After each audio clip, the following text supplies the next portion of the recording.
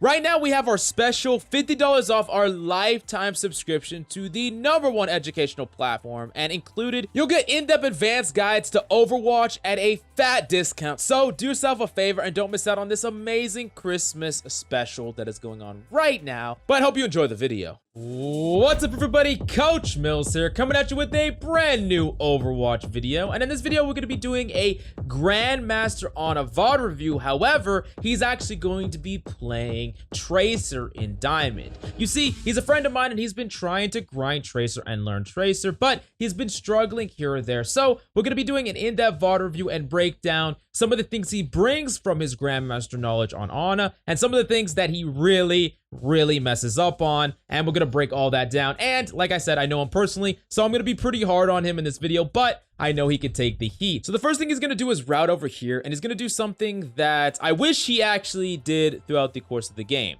When you're playing Tracer, you should typically put yourself in positions to get close to the enemy so that you could start doing damage to that enemy while you have all your abilities, and that's what he's doing here. He's setting himself up in this angle over here, and he's gonna get his abilities back so that he can use his blinks to better punish targets. However, he's not going to continue to do this, and we're gonna see that in a second.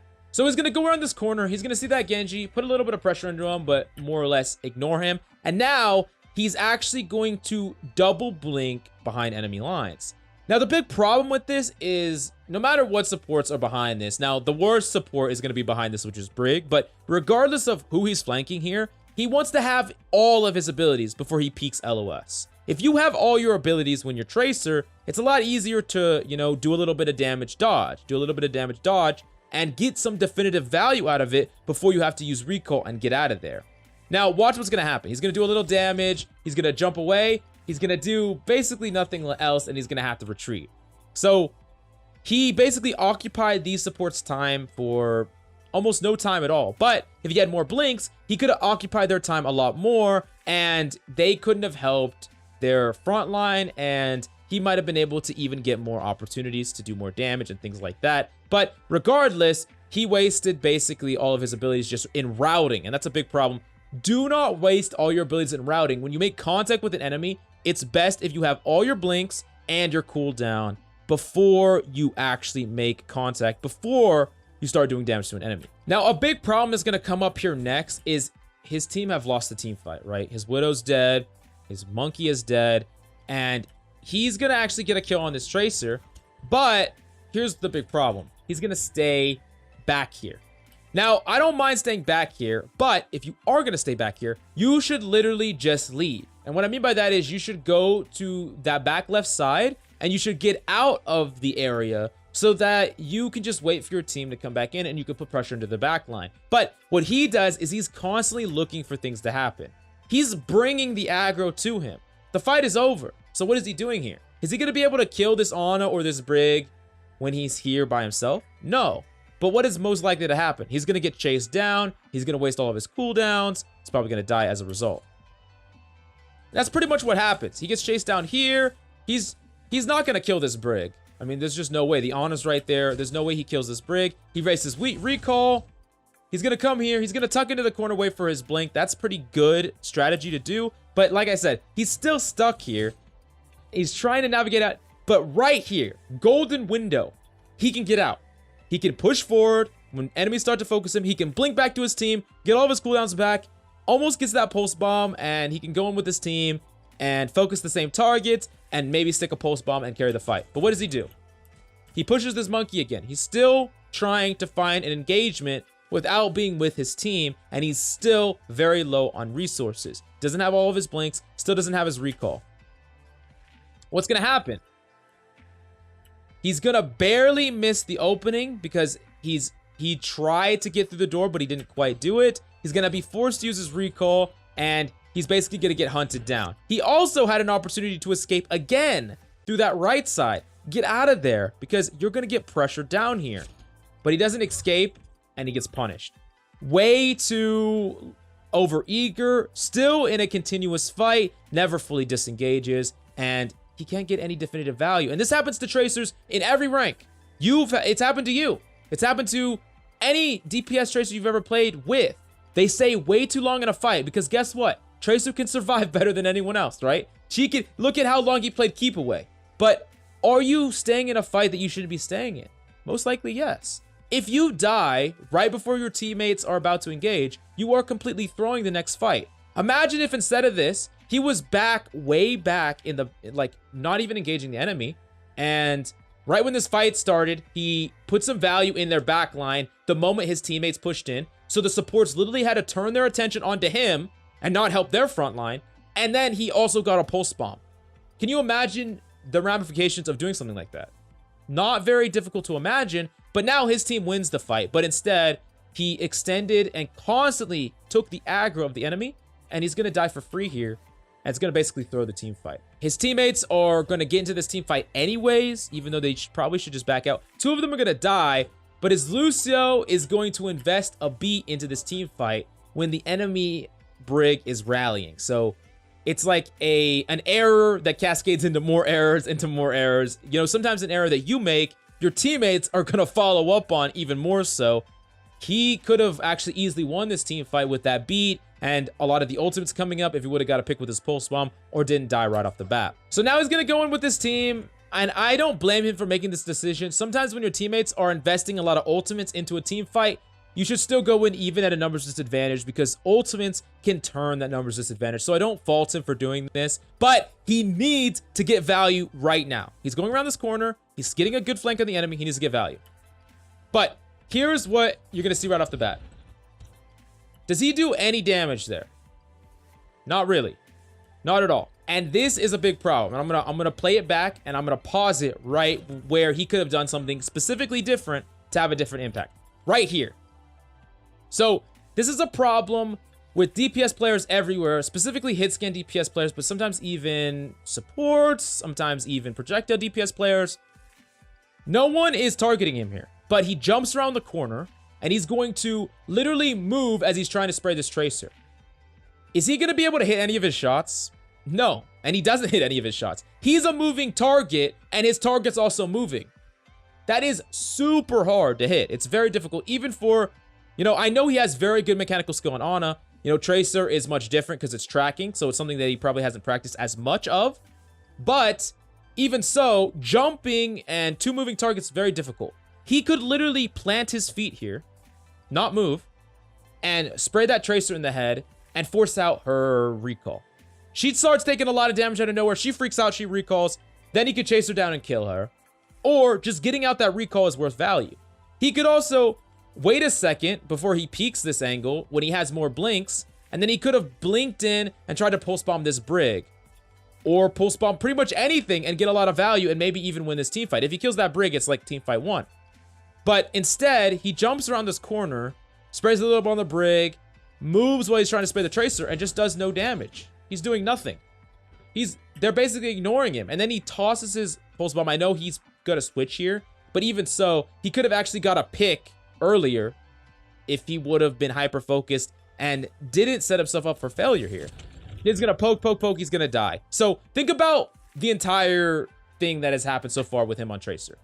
He ineffectively flanked the supports, didn't have enough abilities to actually pressure them in any meaningful way or take them out of the team fight in any meaningful way.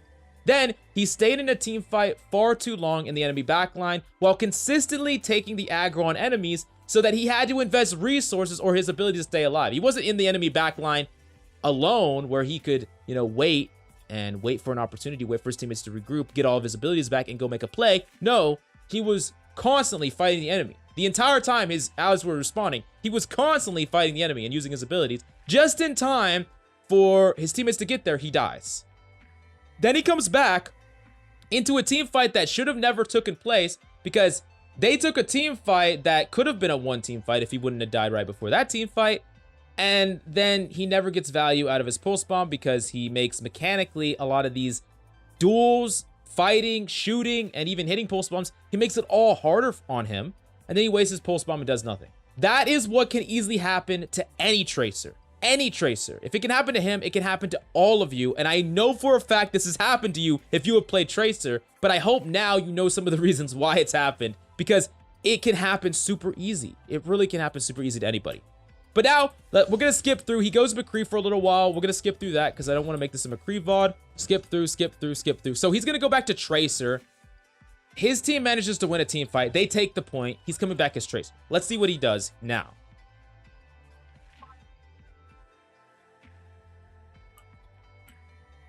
So he's going to kind of poke at this Tracer from afar. He's going to go in with his ball. His ball's going in to try to clean up. They have picks. The Brig is dead. The Monkey's dead. So he's just trying to get in and help his team. This is fine. He's going to wrap around to the left side. Also fine.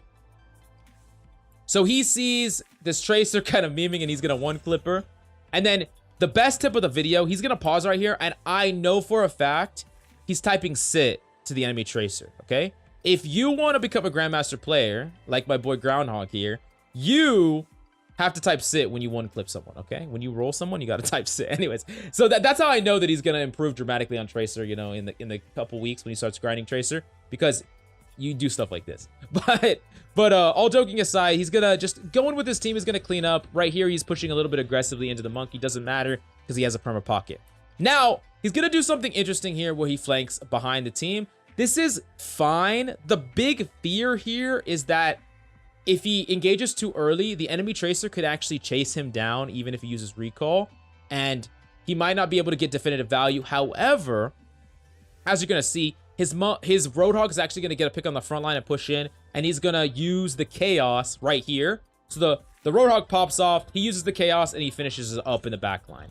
Now, these are kind of free kills. The fight was already won, so his value here isn't that important, but he did manage to get these staggers. So now he's gonna engage this Tracer up towards the enemy spawn. So he's gonna basically get out of here right away, and that's what you should do. You should not be fighting, especially after you use that recall. You cannot fight for very long here because you can't get stuck back here. You need to make sure that you have some form of out, and especially your recall. If you stay there too long, you remember your recall is just gonna keep you in place. You need your blinks to actually move you distance. And so he's going to just blink out of there, which is good. He doesn't want to stay there.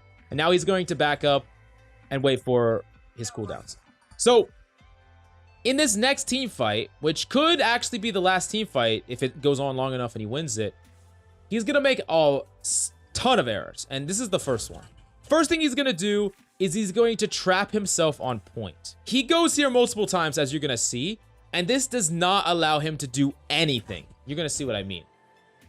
So his Roadhog is actually going to kill the Wrecking Ball, but he's going to stay right here. By the way, he knows where the enemies are. He can see them through the walls here. And he's just waiting here. He's not doing anything.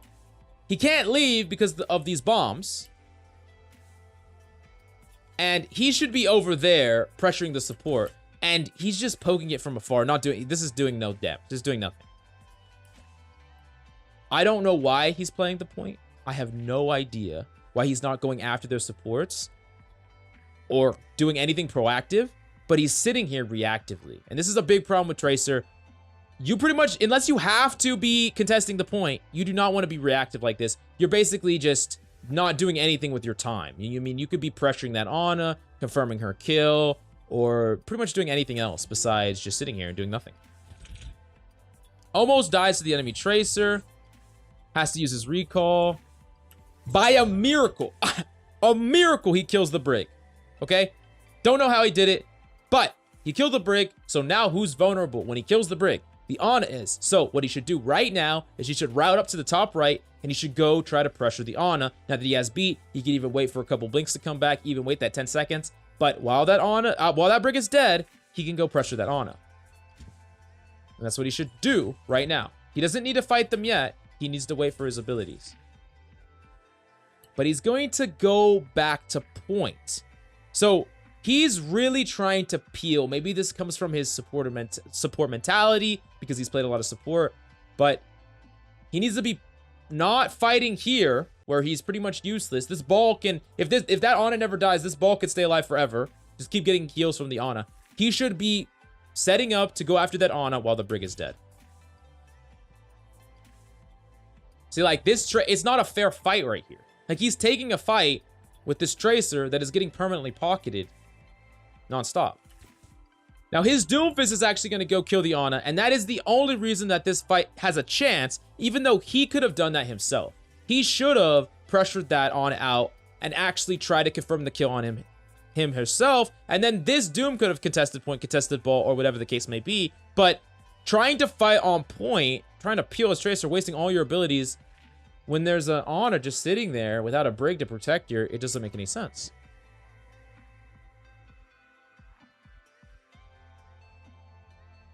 Gonna kill the ball.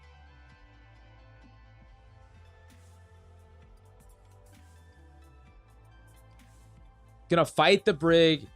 Gonna lose himself a little bit. His blink management is a little all over the place. Doesn't quite know how to orient himself that well. And yeah, like I said, Tracer's a completely different beast to Ana. You play a lot of Ana, you're not gonna really learn anything about playing Tracer. So he's gonna have a lot of growing pains going through that. And that's something that every single Tracer, if you want to grind Tracer, you should be able to consistently do 90s and 180s. The best way to practice that is to go in a practice range or a custom game where you have unlimited blinks.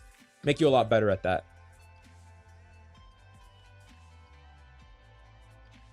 So the enemy's going to come back with Nanoblade. He's going to die even though he had recall here. He definitely could have completely wasted this Genji's reset and at the very least not died to him. But he does give him a reset. The Genji's going to be able to clean up and get a 4K here, I believe. Yeah. So if you look at how close this game was, this round, I mean, there was so many different times where he could have just done a little bit more and it would have been the difference in winning this game. But you see it from everything he did, from the way he wasted his abilities before he engaged. Very important to have the maximum amount of abilities, even if it's just to stall the supports for their attention. Even if it doesn't confirm a kill, it's still worth value, just stalling them for an extra 5 seconds, an extra 10 seconds. On top of that, he never prioritized going for the supports in key fights like this one.